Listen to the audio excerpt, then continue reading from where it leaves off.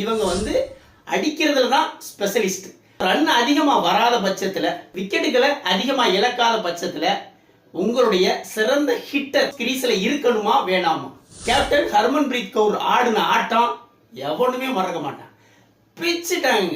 2026 மகளிர் உலகக்கோப்பை தொடர் இந்திய அணியோடைய செமிஃபைனல் கனவு நேற்றோடு கலைந்தது. நேற்று ஆஸ்திரேலிய மகளிர் அணிக்கு எதிராக இந்திய அணி மோதுனாங்க. மிக முக்கியமான போட்டி இது. இந்த போட்டியில ஜெயிச்சா மட்டும்தான் செமிஃபைனலுக்கு இந்திய மகளிர் அணி தகுதி பெற முடியும். தோற்றால் வெளியேற வேண்டும். டாஸ் வின் பண்ணி ஃபர்ஸ்ட் பேட்டிங் எடுத்தாங்க இந்திய அணி. மிகச்சிறப்பாக விளையாண்டாங்க. 170 ரன்களை இந்திய அணி குவிச்சாங்க. இந்திய மகளிர் அணி ஆரம்பத்திலிருந்து விக்கெட்டுகளை பெருசா இழக்கவே இல்லை. கடைசி வரைக்கும் 2 விக்கெட்டுகளை மட்டும்தான் இழந்திருந்தாங்க. ஆனா என்ன பிரச்சனை அப்படின்னா, பெருசா ஹிட் பண்ண முடியல. எந்த பாலுமே பேட்ல அவ்வளவு பெருசா பட்டு பெரிய பெரிய ஷாட்லாம் போக மாட்டேங்குது. பொதுவா விக்கெட்டுகளை அதிகமா இழக்காம இருந்தா ரன்களை அதிகமா குவிப்பாங்க. ஆனா இங்க விக்கெட்டுகளை இழக்கல, ஆனா பெருசா ஹிட் பண்ண முடியல. இங்கதான் அவங்க ஒரு தவறு செய்யறாங்க. என்ன அப்படின்னா, ஒவ்வொரு அணியிலையும் ஹிட்டர் அப்படின்னு சொல்லிட்டு ஒரு 2-3 பேர் இருப்பாங்க. இந்திய ஆடவர் அணியை பொறுத்த வரைக்கும் அபிஷேக் சர்மா, கடைசியில ஹர்திக் பாண்டியா, இந்த மாதிரி சில ஹிட்டர்கள்லாம் இருப்பாங்க. இவங்க வந்து அடிக்கிறதுல தான் ஸ்பெஷலிஸ்ட். அது மாதிரி இந்திய அணியில இருக்கிறது யாருன்னு பார்த்தா, ஷபாலி வர்மாவுக்கு பிறகு ரிச்சா கோஸ் தாங்க. இந்த 5வது 6வது இறங்கி அடிச்சு பிரிச்சு விடுவாங்க. 6 4 பறக்க விடுவாங்க. அப்ப ரன் அதிகமா வராத பட்சத்துல, விக்கெட்டுகளை அதிகமா இழக்காத பட்சத்துல உங்களுடைய சிறந்த ஹிட்டர் ரிச்சா கோஸ் கிரீஸ்ல இருக்கணுமா வேணாமா? அந்த தவறை செஞ்சுட்டாங்க. என்ன பண்ணிட்டாங்க, ஜெமிமா ரோட்ரிக்ஸ் வந்து ஆடிக்கிட்டு இருக்கும்போது பெருசா ஹிட் பண்ணி ஆட முடியல. அப்ப நீ 16வது ஓவர் 17வது ஓவர்லயே ஜெமிமா ரோட்ரிக்ஸை ரிட்டையர்ட் ஹெட் மூலம் அவுட் பண்ணிட்டு இவங்க ரிச்சா கோஸை இறக்கி இருந்தாங்க அப்படின்னா, ஏற்கனவே இருந்த ரன்னை விட கூட 20-25 ரன்கள் கண்டிப்பா வந்திருக்கும். 170 அடிச்ச ரன் வந்து 180 பிளஸ் 190 பிளஸ் போயிருக்கும். 190 பிளஸ் அப்படின்னாலே சைக்காலஜிக்கலா எதிரணிக்கு அதை வந்து சேஸ் பண்றதுல கண்டிப்பா சிரமம் இருக்கும். ரிசல்ட் மேபி மாறி இருந்திருக்கலாம். இவங்க அந்த ரிச்சா கோஸை இறக்காம ஒரு தவறை செஞ்சிட்டாங்க. ஜெமிமா ரோட்ரிக்ஸை 19 ஓவர் முடிஞ்ச பிறகு ஜெமிமா ரோட்ரிக்ஸை வந்து ரிட்டையர்ட் ஹெட் மூலம் அவுட் பண்றாங்க. கடைசி ஒரு ஓவர்ல தான் ரிச்சா கோஸை இறக்குறாங்க. இது ரொம்பவே தாமதமான முடிவா அமைஞ்சு வச்சு. கொஞ்சம் ஏர்லியரா அதை செஞ்சிருக்கணும். அதை செஞ்சிருந்தா கூட ஒரு 20-25 ரன்கள் வந்திருக்கும். இந்திய அணி ஜெயிக்கிறதுக்கான ஒரு வாய்ப்பு உண்டாயிருந்திருக்கும். ஆனாலும் நம்ம கடைசி ஓவரை பத்தி பேசாம இருக்கவே முடியாது. ஹர்மன்பிரீத் கவுர் மனுஷி என்ன ஆட்டங்க. அந்த கடைசி ஓவர்ல 19 ஓவர் வரைக்கும் 148 ரன்கள் தான் இருக்குது. அதிகபட்சமா 155 158 அந்த அளவுக்கு தான் போற நிலை தான் இருக்குது.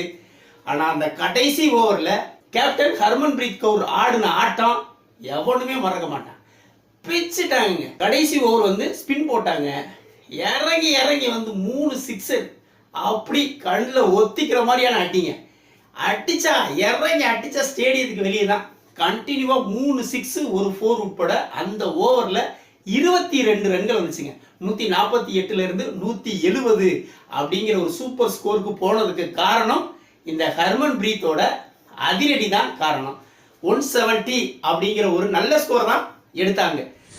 ஆனாலும் ஆஸ்திரேலியாவை பொறுத்த வரைக்கும் 4-5 முறை ஏற்கனவே T20 வேர்ல்டு கப் வாங்கியிருக்கான். சாதாரண டீம் அவன். ஒவ்வொரு டீம்லையும் ஒருத்தி இல்ல 2 பேர் இவங்க தான் வந்து ஹிட்டரா இருப்பாங்க. ஆனா ஆஸ்திரேலியாவில் 11 பேர் ஹிட்டரா இருக்காங்க. அடிச்சா அடி 170 இல்ல 200 ரன்கள் இருந்தாலும் அசால்ட்டா அடிச்சிருப்பாங்க போல. அந்த மாதிரி ஆட்டம். இறங்கின ஆரம்பத்துல இருந்தே எந்த பிளேயருமே ஸ்டாப் பண்ணவே இல்லைங்க. ஆரம்பத்திலே 2-3 விக்கெட்டை கொடுத்தாங்க. அதை பத்திலாம் கவலைப்படவே இல்லை. 3 விக்கெட்டுக்கு பிறகு ஜோடி சேர்ந்த அந்த 2 பேட்ஸ் உமன், மேன் சொல்லக்கூடாது, உமன் செம ஆட்டம் ஆடினாங்க. 2 பேருமே 50 பிளஸ் அடிச்சு 19.1 ஓவர்கள்லயே 171 ரன்கள் அடிச்சு வின் பண்ணிட்டாங்க. கடைசி நேரத்தில் இந்தியாவுக்கு ஒரு நூலிலையில ஒரு வாய்ப்பு கிடைச்சிச்சு.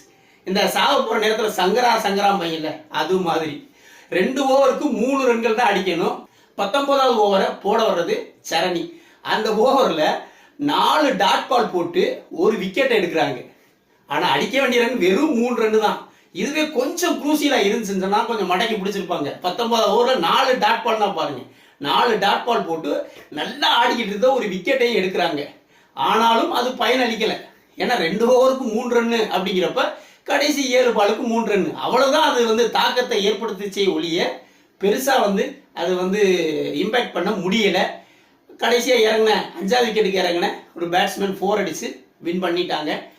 6 விக்கெட் வித்தியாசத்துல இந்தியாவை வீழ்த்தி ஆஸ்திரேலியா செமிஃபைனலுக்குள்ள போயிட்டாங்க.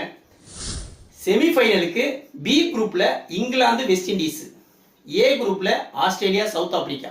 இந்தியா தோத்ததுனால ஆட்டோமேட்டிக்கா சவுத் ஆப்பிரிக்கா உள்ள போயிட்டாங்க. இனிமே நம்ம சப்போர்ட் யாருக்குன்னு பார்த்தா சவுத் ஆப்பிரிக்கா உமன்ஸுக்கு தாங்க.